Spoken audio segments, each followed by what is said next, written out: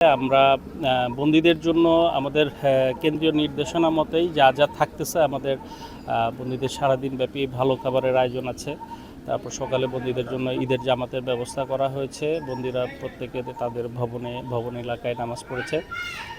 এরপরে আমাদের পক্ষ থেকে দুইটা খেলার আয়োজন করা হয়েছে, ফুটবল এবং ক্রিকেট, বন্দীদের মধ্যেই, বন্দীদের আয়োজনেই।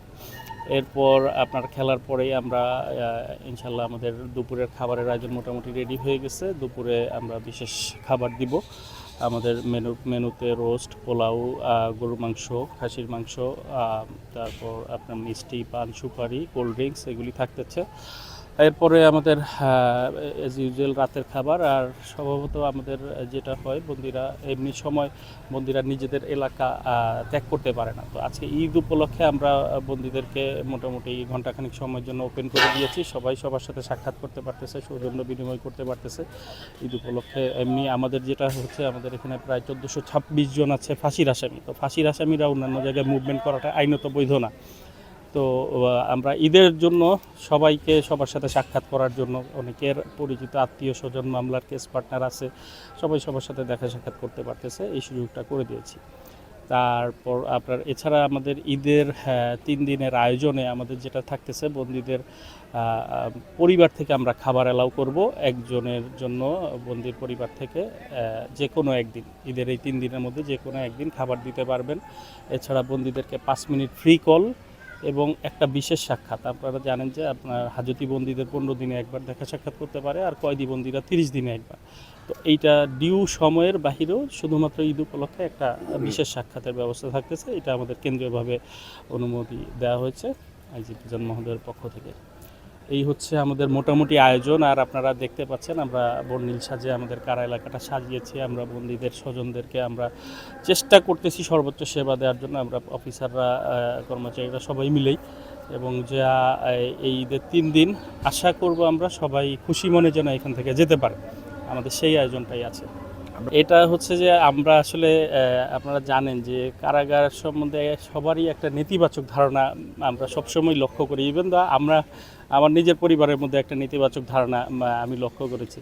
তো সেই জায়গাটা থেকে আমরা বের হয়ে আসা, বন্দীদের এবং তাদের স্বজনরা আমাদের কাছে যেন আন্তরিকতা নিয়ে আসতে পারে, আমাদের কাছে কথা বলতে পারে, এবং আমরা ফুল দিয়ে যে আমরা আন্তরিকতাটা দেখাচ্ছি, তারা যেন আমাদের সাথে তাদের সমস্যা, সুবিধা অসুবিধা যে কোনো বিষয়। আপনারা আরেকটা জিনিস আপনাদের বলা হয়েছে যে আমরা একটা লিফলেট দিচ্ছি, কেন্দ্রীয়ভাবে সেটা সরবরাহ করা হয়েছে।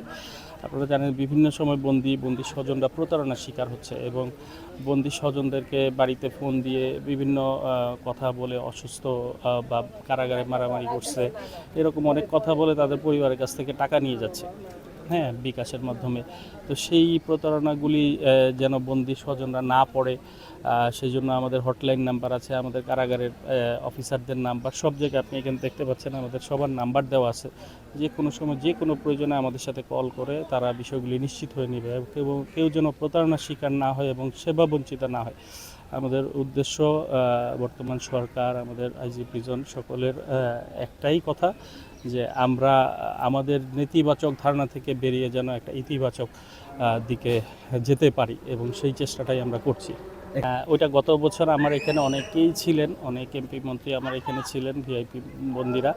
তো পরবর্তীতে আমাদের কেরানীগঞ্জে বিশেষ কারাগারটা হওয়ার পরে আমাদের এমপি মন্ত্রী অনেককেই আমরা ওইখানে শিফট করে দিয়েছি। এখন ওই লেভেলের আমাদের আসামি নেই, 1-2 জন আছেন। আর এছাড়া আছেন অনেক ভিআইপি, অনেক সেন্সিটিভ বন্দী, অনেক বিভিন্ন আলোচিত মামলার আসামি আছেন। এছাড়া রাজনৈতিকও অনেক নামকরা বন্দী আছেন। গতবারও তারা ছিলেন, আমাদের সাথে আন্তরিক পরিবেশে ঈদ করেছেন। এবারও তারা আসলে কারাগারের ঈদ তো কারাগারের ঈদই, স্বজন ছাড়া ঈদ এটা আসলে যারা হয়তো করে তারা ছাড়া কেউ বুঝতে পারবে না। হ্যাঁ, আমরা হয়তো স্বজনদের সাথে আছি, স্বজন ছাড়া যদি ইভেন দো যারা হয়তো বিদেশে থাকে তারাও হয়তো বিষয়টা উপলব্ধি করতে পারে। তো যাই হোক, ওনারা আমাদের সাথে আন্তরিক পরিবেশে আছেন, ভালো আছেন, ভালো পরিবেশে সকালে ঈদের জামাত আদায় করেছেন সবাই। এই জায়গাটা আমার নিজেরও ধরেন ব্যক্তিগতভাবে আমি যদি বলি, আমি ওদের যখন মলিন চেহারাটা দেখি আমার নিজের কাছেও খারাপ লাগে। সকালবেলা আমি ঢোকার পরেই অনেকের মন খারাপ মানে দেয়, এটা খুব স্বাভাবিক, আপনারা নিজেও বোঝেন। তো ওইটা দেখলে আমার কাছে খারাপ লাগে। আমি প্রত্যেকের সাথেই সবাইকে সাথে নিয়েই চেষ্টা করেছি ঈদের মোলাকাত করা যায়, ঈদের মোবারকবাদ বিনিময় করা। যতজনের সাথে দেখা হয়েছে আমরা চেষ্টা করেছি। তো সেই জায়গা থেকে আমরা যতটুকু সান্ত্বনা দেয়, এবং ঈদের সময়টা সবচেয়ে বড় যে জিনিসটা, বন্দিরা মানসিকভাবে একটু বিষণ্ণ থাকে এবং ওদের পরিবার আসলে, পরিবার থেকে খাবার দাবার আসলে তখন তারা বেশ উৎফুল্ল হয়। এই জিনিসটা আমি বলবো যে আমাদের সরকার এবং আমাদের কারা অধিদপ্তরের এটা ভালো উদ্যোগ যে বন্দীদের জন্য এই বিশেষ আয়োজনগুলি